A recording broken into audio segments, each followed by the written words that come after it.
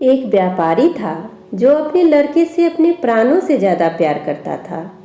वो लड़का उसकी आंखों का तारा था। वो अपने लड़के को देखकर ही जीता था। जब तक वो अपने लड़के को देख न ले उसे चैन नहीं मिलता था।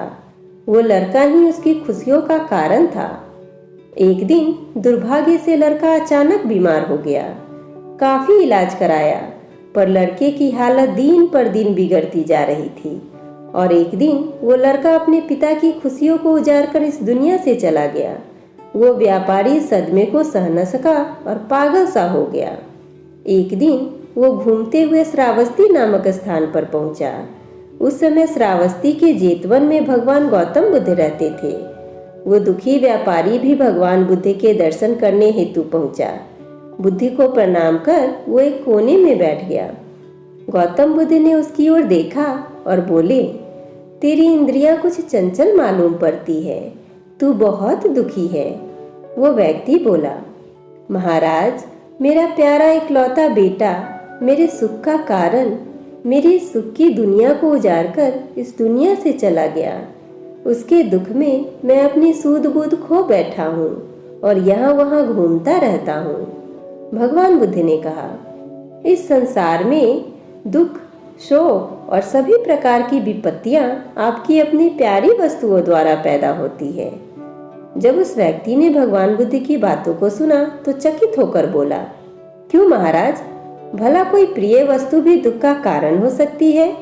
इतना कहकर वो उठा और बुद्ध को बिना प्रणाम किए हुए वहां से चला गया। कुछ दूर चलते चलते उसे कुछ जुआरी दिखे जो जुआ खेल रहे थे। वो व्यक्ति इन जुआरियों से निंदा करते हुए बोला, सुनो, गौतम को देखो, वो कहते हैं इस संसार में सभी प्रिय वस्तुएं दुख का कारण होती है। दुनिया में जितनी भी शोक और विपत्ति है वो अपनी प्रिय वस्तुओं के कारण ही है। मुझे तो उनकी बात पर बिल्कुल भी विश्वास नहीं है। सभी जुआरी उसकी बात सुनकर हंसे और उनमें से एक बोला, तुम सही कह रहे हो। प्यारी वस्तुएं तो सुख और आनंद के लिए है। उनमें दुख और शोक की कल्पना करना तो मूर्खता वाली बात है। जुआरियों को अपनी बात का समर्थन करता देख वो व्यापारी बहुत खुश हो गया। बस वो समझ गया कि वो ठीक है और गौतम बुद्ध गलत। अब तो वो सबसे जाकर गौतम बुद्ध की बुराई करता। यह बात पूरे नगर में फैल गई। उस नगर के राजा प्रसेनजीत के कानों तक भी यह बात पहुंच गई। उस राजा को भी गौतम बुद्ध की बात सही नहीं लगी। उसने कई विद्वानों से इस बात पर चर्चा की, पर सभी ने कहा, ऐसा नहीं हो सकता। भला कोई प्रिय चीज दुख का कारण कैसे हो सकती है? जब यह बात रानी ने सुनी तो उसने राजा से कहा, महाराज, यदि गौतम बुद्ध ने यह बात कही है तो निश्चित ही यह सही होगा। रानी की बात सुनकर राजा क्रोधित स्वर में बोला, गौतम जो भी कहता है तो बस उसकी बात का गुणगान ही किया कर। ये सब तेरा भ्रम है। तुझे एक भ्रम के रास्ते पर जानबूझकर भटकते हुए देखकर मेरी आंखें जली जा रही है। जा, हट जा यहाँ से। भगवान बुद्ध के खिलाफ रानी कुछ नहीं सुन सकती थी, इसलिए दुखी होकर वहां से चली गई। रानी ने नालीजंग नाम के एक ब्राह्मण को बुलाया और कहा, तुम शीघ्र ही भगवान बुद्ध के पास जाओ और उनको मेरी तरफ से सादर प्रणाम करके कहना कि संसार में प्रिय वस्तुएं दुख का कारण कैसे होती हैं। जब वो तुमको इसका उत्तर बताए तो उनकी एक भी बात को भूल न जाना और सारी बात मुझे आकर बताना। नालीजंग बुद्ध के पास गया और उनसे मल्लिका द्वारा कही बात बता दी। भगवान बुद्ध बोले, हाँ, इस संसार में सभी प्रिय वस्तुएं दुख का कारण होती हैं। कुछ समय पहले एक स्त्री की मां मर गई। वो स्त्री अपनी मां के वियोग में इतनी दुखी हो गई कि उसको अपने शरीर का भी ख्याल नहीं रहा। वो फूलों से, पेड़ों से, आते जाते राहगीरों से यही पूछती कि क्या तुमने मेरी माँ को देखा है? ऐसा इसलिए हुआ क्योंकि वो स्त्री अपनी माँ से बेहद प्यार करती थी।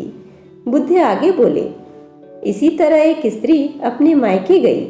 उसके भाई उसकी शादी किसी दूसरे से कराना चाहते थे और उस स्त्री को मजबूर कर रहे थे, पर वो स्त्री अपने पति से बहुत प्यार करती थी और उसका पति भी। पर उस स्त्री के भाइयों को यह विवाह अनुचित लगता था। एक दिन वो स्त्री किसी तरह अपने पति के पास पहुंच गई। उसके पति ने कहा कि हम इस दुनिया में नहीं मिल पा रहे हैं, लेकिन स्वर्ग में तो जरूर मिलेंगे, कहकर अपनी पत्नी को मार दिया और खुद भी आत्महत्या कर ली। नालीजंग बुद्ध की सारी बातों को सुनकर और बुद्ध की आज्ञा लेकर रानी के पास पहुंचा और उन्हें सारी बात बताई। रानी प्रसन्न होकर राजा के पास पहुंची और उसे सारी बात बताई कि संसार में प्रिय वस्तु दुख का कारण होती है। रानी की बात सुनकर राजा सन्न होकर उसे देखने लगा। रानी आगे बोली, महाराज, आपकी प्रिय पुत्री वज्जनी आपको प्यारी लगती है ना? राजा बोले, हाँ मल्लिके, वो तो मेरी आंखों का तारा है। तब रानी ने कहा, यदि वज्जनी के जीवन पर किसी विपत्ति का आक्रमण हो तो क्या आप दुखी नहीं होंगे? राजा बोले, दुखी नहीं का क्या मतलब, बल्कि मैं तो इसे अपने जीवन पर आक्रमण समझूंगा। इसी तरह रानी ने राजा को प्रिय लगने वाले मंत्री, सेनापति, राजगुरु आदि के संबंध में भी पूछा। इस पर राजा ने वही उत्तर दिया कि उनके जीवन पर यदि विपत्ति आई तो उन्हें दुख ही नहीं होगा, बल्कि उन्हें अपने जीवन का भी अंत मालूम होगा। रानी मुस्कुराते हुए बोली, महाराज, अब तो आपको गौतम बुद्ध की बात समझ में आ गई होगी। राजा चौकन्ना होकर सोचने लगा और बोला, गौतम बुद्ध हमेशा सही उपदेश देते हैं, मेरी आंखें खुल चुकी है। उसके बाद राजा भी भगवान बुद्ध का वंदन करने लगा।